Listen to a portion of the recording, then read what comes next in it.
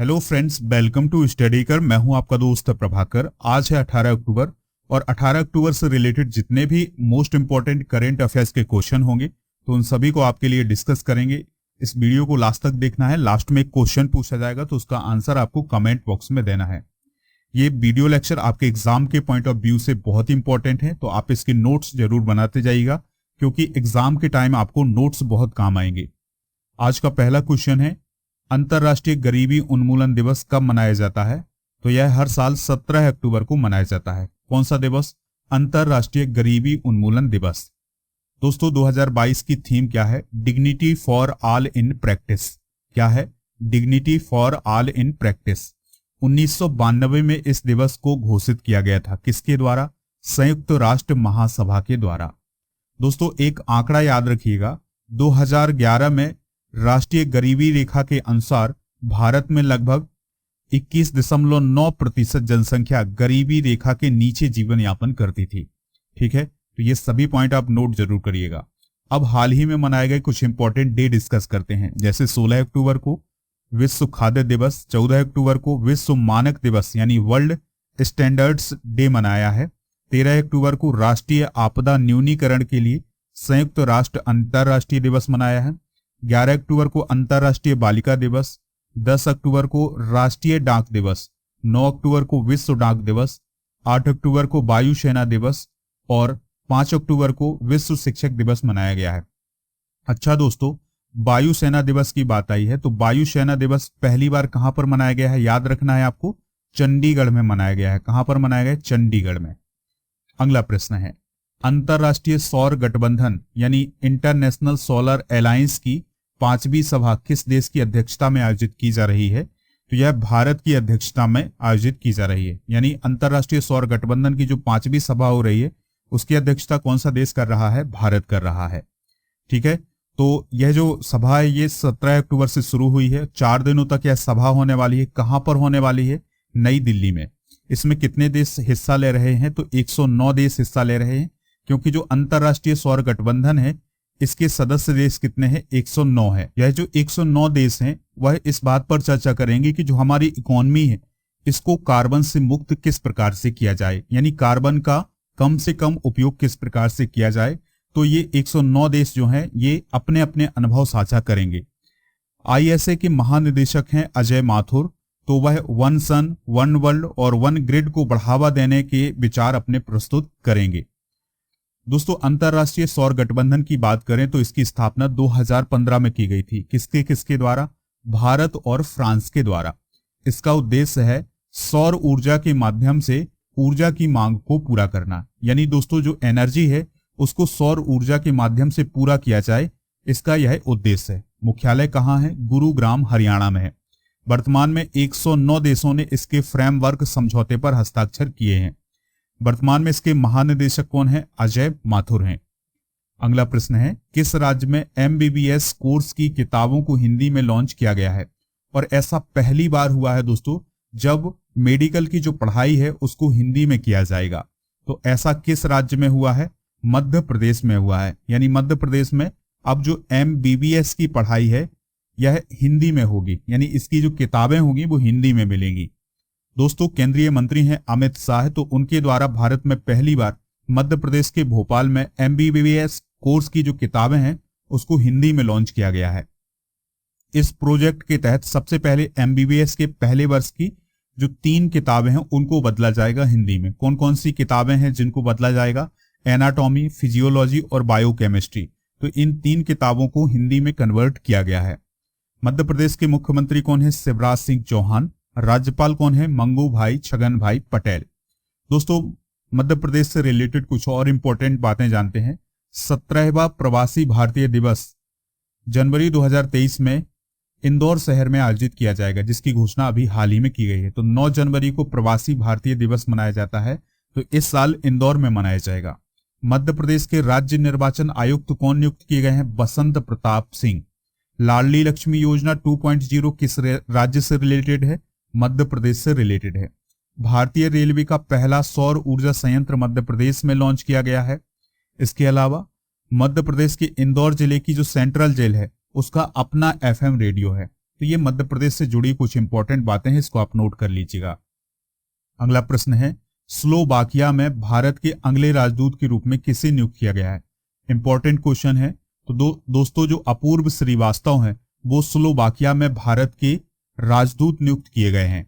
तो भारतीय विदेश सेवा यानी IFS में राजनयिक अपूर्व श्रीवास्तव को स्लोवाकिया में भारत का अगला राजदूत नियुक्त किया गया है। याद रखिएगा, स्लोवाकिया को स्लोवाक गणराज्य के नाम से भी जाना जाता है।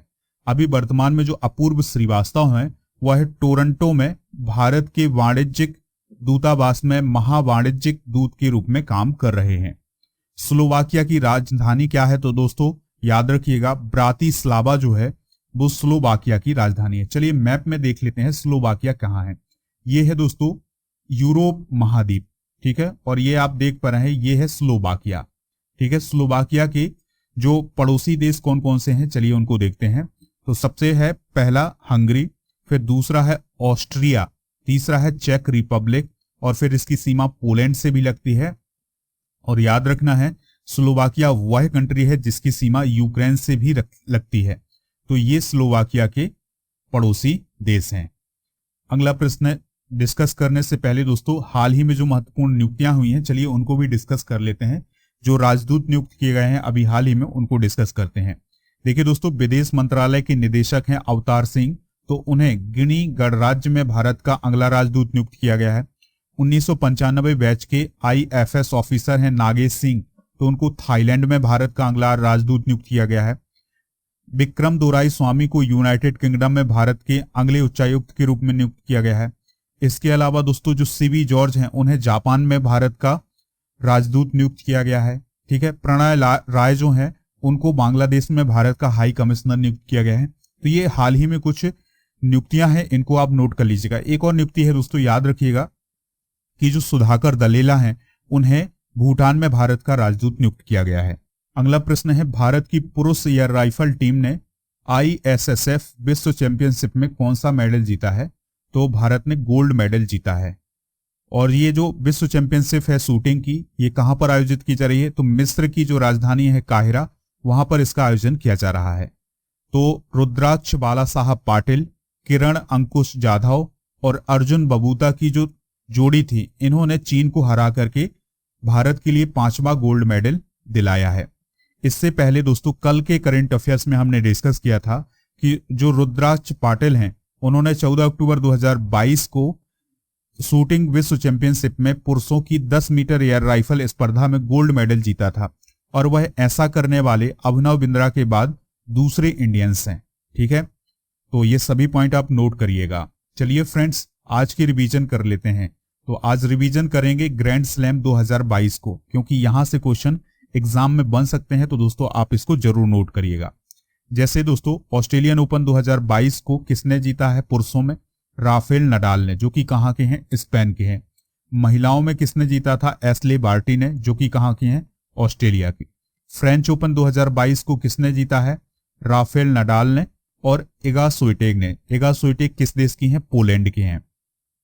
विंबलडन 2022 का खिताब किसने जीता है? नोवाक जोकोविच ने, जो कि कहां के हैं? सर्बिया के हैं दोस्तों। और महिलाओं की बात करें तो एलिना रायबकीना ने जीता है, जो कि कजाकिस्तान की हैं। तो विंबलडन, नोवाक जोकोविच और एलिना रायबकीना ने जीता है। US ओपन 2022 को अल्कराज गार्फिया ने जीता है पुरुषों में, जो कि कहां के हैं? स्पेन के हैं। और येगा स्विटेक ने जीता है US ओपन 2022, ये कहां की हैं? पोलैंड की हैं। तो दोस्तों ग्रैंड स्लैम से रिलेटेड अक्सर आपके एग्जाम में क्वेश्चन बनते हैं, तो इनको आप नोट जरूर करिएगा। अगर आप इस वीडियो का PDF प्राप्त करना चाहते हैं तो हमारे ऐप से इसको आप डाउनलोड कर सकते हैं। लिंक उसका डिस्क्रिप्शन बॉक्स में दिया गया है। टेलीग्राम चैनल का भी लिंक है, तो उसको भी आप ज्वाइन कर लें। टेलीग्राम पर भी आपको इसका PDF मिल जाएगा। तो दोस्तों एप्लीकेशन को गूगल प्ले स्टोर से भी डाउनलोड कर सकते हैं। गूगल प्ले स्टोर पर आपको स्टडी कर सर्च करना है, आपको हमारा जो एप्लीकेशन है मिल जाएगा। इसके बाद आप स्टडी मटेरियल पर जाएंगे तो आपको PDF भी मिल जाएगा। अगला प्रश्न है, सूचना प्रौद्योगिकी अधिनियम की धारा 66A अभी हाल ही में चर्चा में रही है। यह अधिनियम किस वर्ष से संबंधित है? तो दोस्तों जो IT एक्ट है यह साल 2000 में आया था। तो इसकी जो धारा 66A है ये अभी हाल ही में चर्चा में रही है। तो सुप्रीम कोर्ट का कहना यह है कि जो सूचना प्रौद्योगिकी अधिनियम 2000 है, यानी आईटी एक्ट 2000 है, उसकी जो धारा 66A है, उसके तहत अब किसी भी शख्स पर कार्रवाई नहीं की जा सकेगी। देखिए, सुप्रीम कोर्ट ने 7 साल पहले ही इस धारा को असंवैधानिक घोषित कर दिया गया था, लेकिन इसके बावजूद भी इसके तहत लोगों पर केस दर्ज किए जाते रहे हैं। चलिए अब हम ये मामला समझते हैं कि यह मामला है क्या और धारा 66A में क्या है। तो सुप्रीम कोर्ट ने अभी हाल ही में श्रेया सिंघल बनाम भारत सरकार के फैसले को लागू करने के दिशा निर्देश तय किए हैं। इसके तहत सूचना प्रौद्योगिकी अधिनियम 2000 की धारा जो 66A है, उसको असंवैधानिक करार दिया है। अब ये धारा 66A है क्या? तो आईटी एक्ट 2000 की धारा 66A के तहत किसी भी व्यक्ति के लिए कंप्यूटर या किसी अन्य इलेक्ट्रॉनिक उपकरण का इस्तेमाल करके आपत्तिजनक जानकारी भेजना दंडनीय अपराध था, लेकिन अब ये इस धारा को असंवैधानिक घोषित कर दिया है। यानी अगर कोई व्यक्ति कंप्यूटर या किसी इलेक्ट्रॉनिक उपकरण का उपयोग करता है और आपत्तिजनक जानकारी भेजता है तो इसे दंडनीय अपराध माना जाता था। किसके तहत? 66A के तहत। लेकिन अब इस धारा को जो सुप्रीम कोर्ट है उसने असंवैधानिक घोषित कर दिया है। वर्तमान में मुख्य न्यायाधीश कौन है सुप्रीम कोर्ट के? तो वो है यू ललित। 50वें कौन बने हैं दोस्तों मुख्य न्यायाधीश? तो वो बने हैं DY चंद्रचूड़।